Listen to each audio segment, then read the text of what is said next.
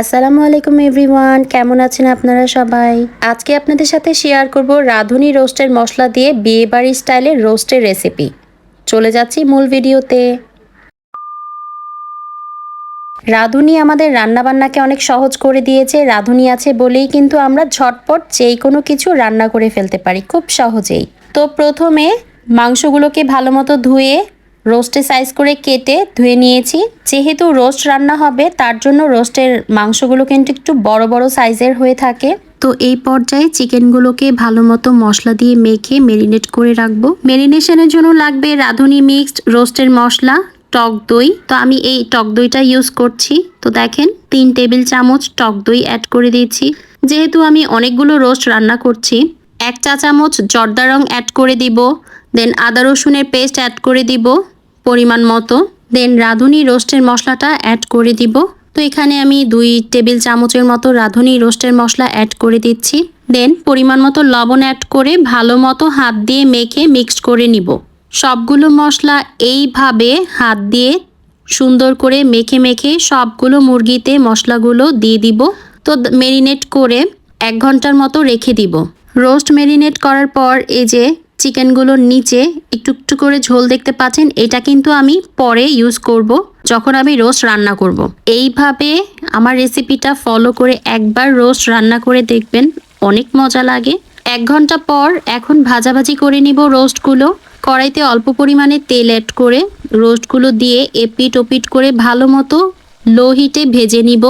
এই ভাজাভাজি প্রসেসটা একটু সাবধানে করতে হবে, অনেক সময় তেল ছিটে আসে গায়ে। তো একটু সতর্কতা অবলম্বন করে ভালো মতো চিকেনগুলো ভেজে নিব। তো আমার সবগুলো চিকেন এইভাবে ভেজে নিচ্ছি। দেখেন হালকা লো হিটে ভেজে নিব, তাহলে কিন্তু চিকেনটা হাফ সেদ্ধ হয়ে যাবে।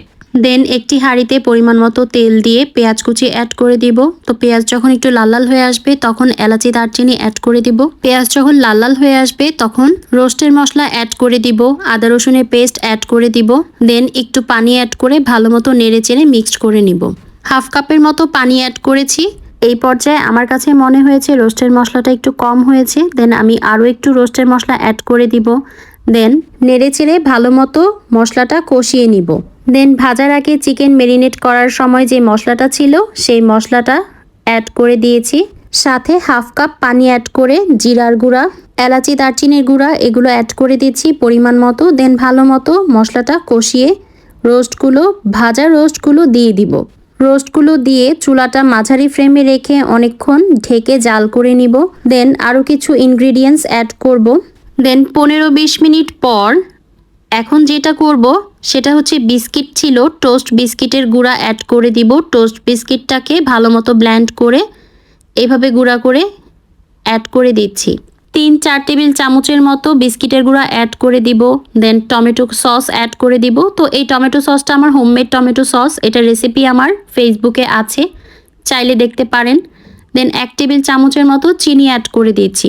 তো এগুলো দেওয়ার পর এখন যেটা দিব সেটা হচ্ছে কাঁচামরিচ ফালি করে রেখেছি 4-5টা, সেটা অ্যাড করে নেড়ে চেড়ে 5 মিনিটের মতো আবার জাল করে নিব লো হিটে। দেন আমার চিকেন কিন্তু রেডি হয়ে গিয়েছে। চিকেন রোস্ট দেখতে যতটা সুন্দর হয়েছে খেতে আরও বেশি মজা হয়েছে। দেন পেঁয়াজ বেরেস্তা দিয়ে সার্ভ করে নিয়েছি। তো কেমন হয়েছে অবশ্যই কমেন্টসে আমাকে জানাবেন। ভিডিওটি ভালো লাগলে একটু লাইক শেয়ার এন্ড কমেন্টস। আসসালামু আলাইকুম, আল্লাহ হাফেজ।